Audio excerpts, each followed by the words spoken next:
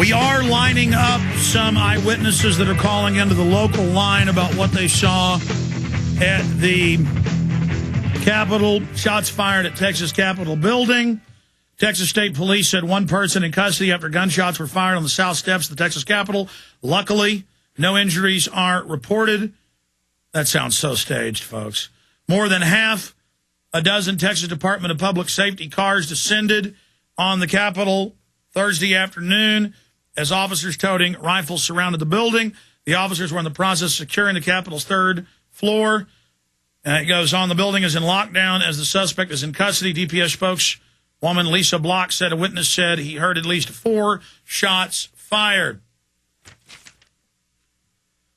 And so, again, we've had a lot of people call in. We're trying to find out exactly who is actually a witness right now. I have all this other news that I want to go over.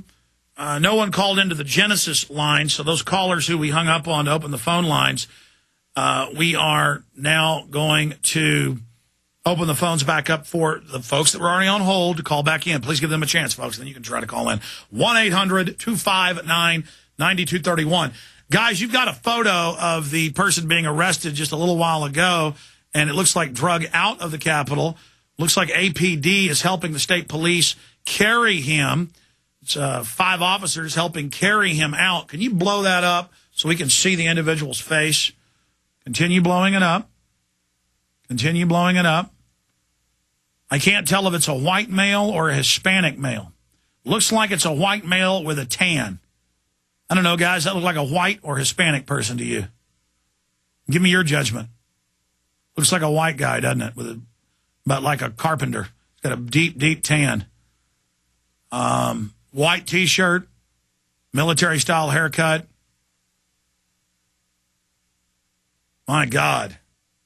They're going to have a heyday with this against our Second Amendment. No matter what they pull, no matter what they do, don't let them get your guns, folks. They want to make us live like Chicago or people in New York. We have got to stand against this together. Those calls that came in to the local line, were any of them eyewitnesses? Okay, we're going to leave. This is what we're going to do. I forgot we had our own phone system. We're going to have our phone system open here in my studio for any eyewitnesses or for calls specifically from Austin on the Capitol. And, again, I want to punch up on screen that the number for locals to call is 512-646-1776, 512-646-1776.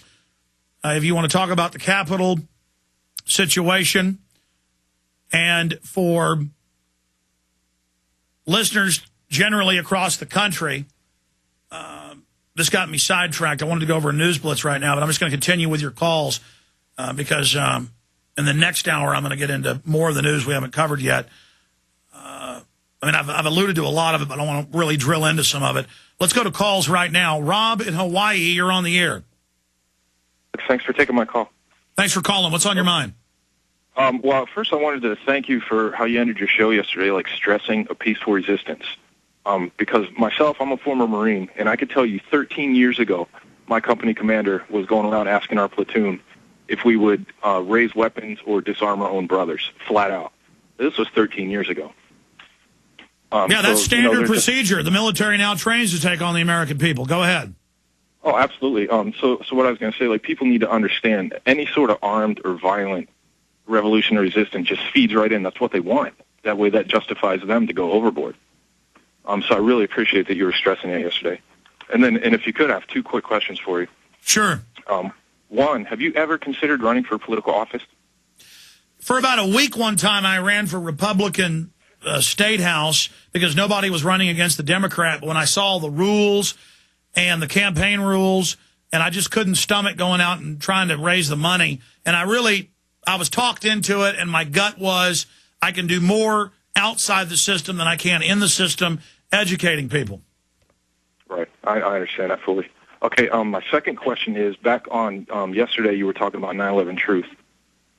When Charlie Sheen released that video message to the president, like, it really inspired me to go research how many other celebrities have spoken out, because I wanted to make myself a few YouTube videos. And I ended up finding so many footage of so many celebrities, like, it just blows my mind. So I was wondering if there's any way you or someone you know could kind of organize all the groups, like architects and engineers, all the celebrities, and just get everybody together and just bring this to the public already. I mean, it's, you know, well, it's been 8 years. trying to get celebrities. I mean, if a celebrity's at a event or a benefit and somebody walks over and says, "What do you think about 9/11?" they'll say inside job. But once you call them to really go out on this show or really get together for a big stand, then their managers and others start threatening them. The media took the bait with Charlie Sheen. He knew this would happen. He knew because of all his past, they would end up attacking him, but then that would bring the issues up. So Charlie Sheen was perfect because that's one of the few celebrities they would actually cover because they thought they could discredit it because of some of his past. It actually blew up in their face. But, I mean, again, I'm just trying to organize building my new studio, making films. I have limited staff, limited funds. You know, I had to pull people off key projects just to send them down to the Capitol. We can't just spontaneously create like God can. You know, we're not just here just doing things and making things, but I appreciate your call. We do what we can, Rob, but I appreciate it. Let's talk to Joe in Texas. Joe, you're on the air. Hey, hi, Alex. How are you, sir? Pretty good.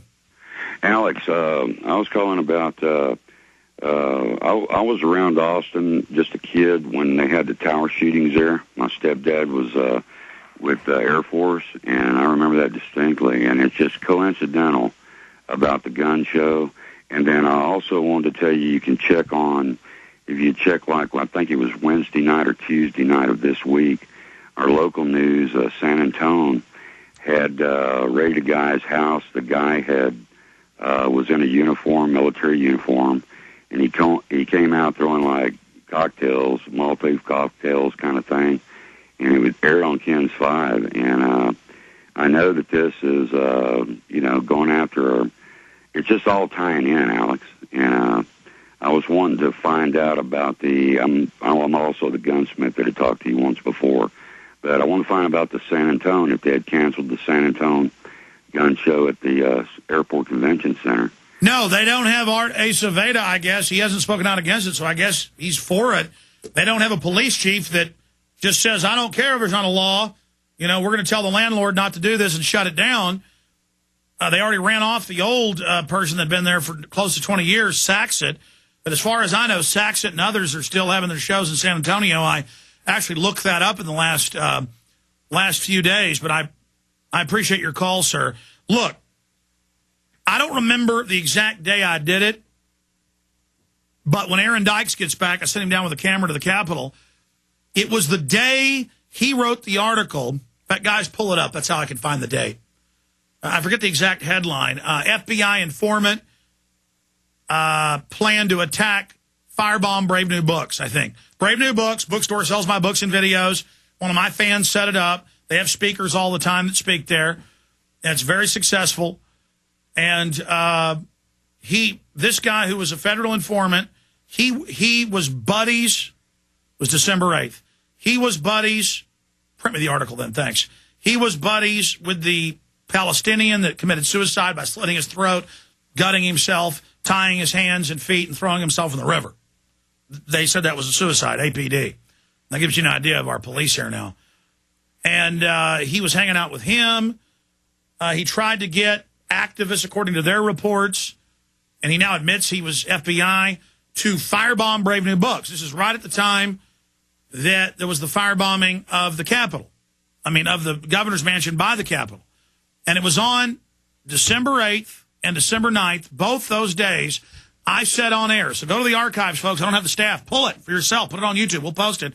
Where I said they're getting ready. I don't know how I always know this. I don't throw out a lot of predictions. Maybe one a month or something. You know, they're going to stage some big flu hype in January. I can see them getting ready. They're going to attack the Capitol or something. Here in Texas, they're going to try to set us up.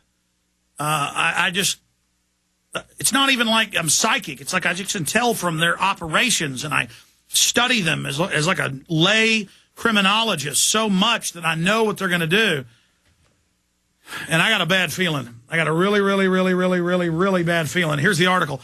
FBI informant who stung RNC 2008 anarchist connected to firebomb plot on Brave New Books and suicided Palestinian activist Raed Hamad. And it was when this article came out. Give me a document cam shot on that. Thank you. For PrisonPlanet.tv viewers. It was when all this came out that the pieces came together, and there was some other stuff happened behind the scenes, too. We had people showing up at the office going, I work at the governor's mansion. I work at the Capitol. They're going to think it's me. I want to leave you with this big box of stuff. And then my guys walked out and looked, and there were off-duty, unmarked police cars and people walking around like it was some big bus, like they wanted to get him in my office with this box. And they called me because I was gone. No, it was when I was on the radio. This happened. And then when I ran out of the radio, this is at our old office, they said, did we do the right thing? And I said, hell yeah, you did the right thing.